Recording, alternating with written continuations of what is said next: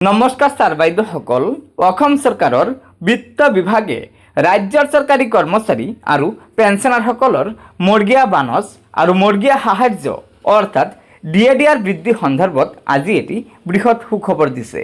হয়, এয়া চাওক, অসম চৰকাৰৰ বিত্ত বিভাগে 16 জুন 2026 তাৰিখে এই পত্ৰখনৰ জৰিয়তে জনাইছে যে ৰাজ্যৰ চৰকাৰী কৰ্মচাৰী আৰু পেঞ্চনাৰসকলৰ DADR 2% বৃদ্ধি কৰা হৈছে, যাৰ ফলত বৰ্তমান চৰকাৰী কৰ্মচাৰী আৰু পেঞ্চনাৰসকলে বেচিক পে আৰু বেচিক পেঞ্চনৰ 60% হাৰত DADR লাভ কৰিব।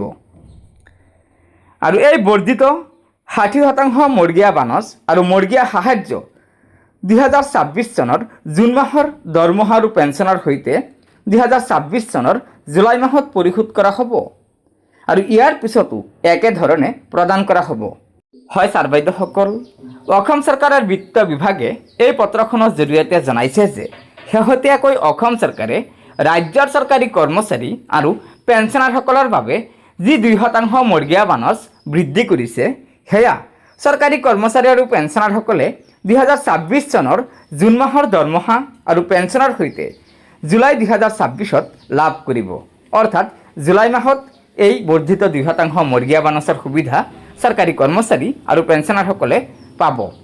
কিন্তু এইখিনিতে এটা ডাঙৰ প্ৰশ্ন হৈছে যে 1 জানুৱাৰী 2026ৰ পৰা এই মৰ্গীয়া বানচ অসম চৰকাৰে বৃদ্ধি কৰিব লাগে, কিন্তু এই সন্দৰ্ভত অসম চৰকাৰে কোনো স্পষ্টীকৰণ দিয়া নাই।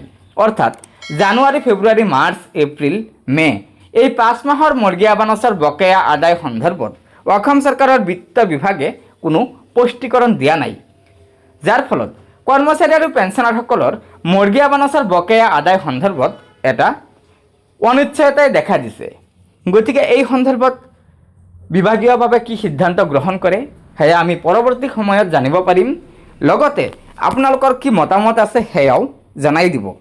গতিকে ছাৰ বাইদেউসকল, লগৰ বন্ধুবৰ্গক এই ভিডিঅ'টো শ্বেয়াৰ কৰি আজিৰ এই গুৰুত্বপূৰ্ণ খবৰটো জনাই দিব আৰু নতুনকৈ অহা ছাৰ বাইদেউসকলে অনুগ্ৰহ কৰি আমাৰ এই চেনেলটো ছাবস্ক্ৰাইব কৰি ল'ব। ধন্যবাদ। জয় আই অসম।